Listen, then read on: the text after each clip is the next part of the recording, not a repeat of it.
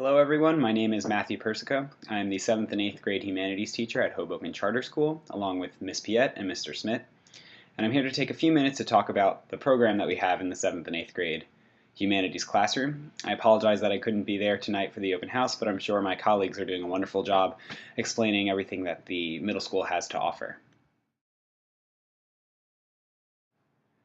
The 7th and 8th grade language arts program follows a modified Readers and Writers Workshop model, which many of you are probably familiar with if your students have gone through the lower school. By the time students are in 8th grade, we modify the workshop model to resemble more of a high school environment, with students reading and analyzing really challenging texts. Our program also uses a combination of independent and small group novels as well as shared texts. A new initiative that we've started this year is in the form of student book clubs, where they're reading novels in small groups and taking autonomy over their own analysis. It's been an exciting venture, and I'm excited to see where these book clubs will go. We try to continue building on the lessons taught in the 5th and 6th grade program to elevate and challenge where students are coming from and to help them prepare for high school and beyond. So let's take a look at some of the shared texts that we read as a class in 7th and 8th grade. First up, we have The House on Mango Street by Sandra Cisneros. There's Of Mice and Men by John Steinbeck. The classic To Kill a Mockingbird by Harper Lee. A Midsummer Night's Dream by Shakespeare. Our nonfiction text is The Omnivore's Dilemma.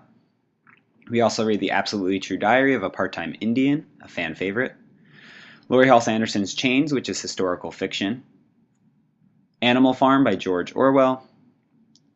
And Macbeth, also by Shakespeare. As I mentioned earlier, we also have book clubs throughout the year. Here are some of our book club options that are open to students.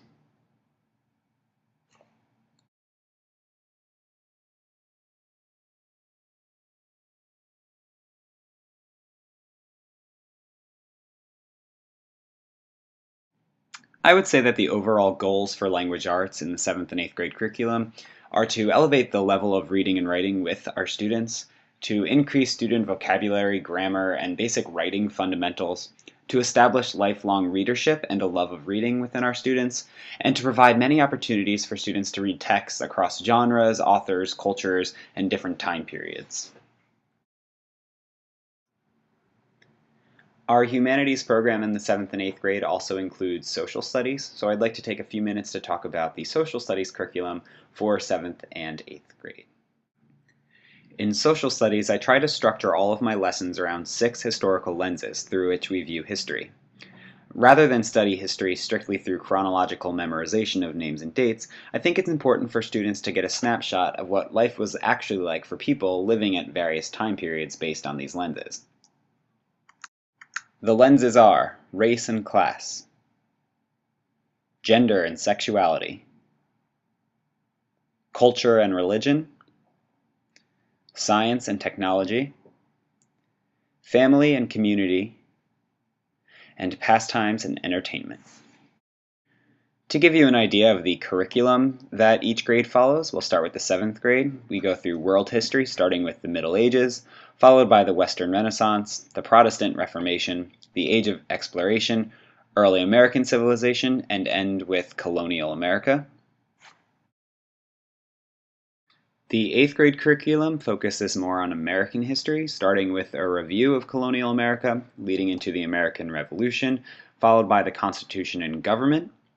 We also include Native American history, which flows nicely into westward expansion, the Industrial Revolution, the Civil War, and we do a unit on historical genocide and Holocaust at the end of the year.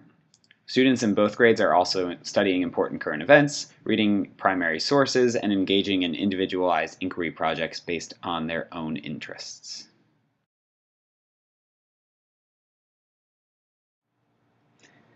I hope you enjoyed this brief snapshot of the 7th and 8th grade humanities program at HCS. If you have any questions at all, please feel free to reach out to me or visit our class website, which is www.hcs78.weebly.com. Once again, I'm sorry that I couldn't be there tonight, but I hope you enjoy the open house and have a great evening.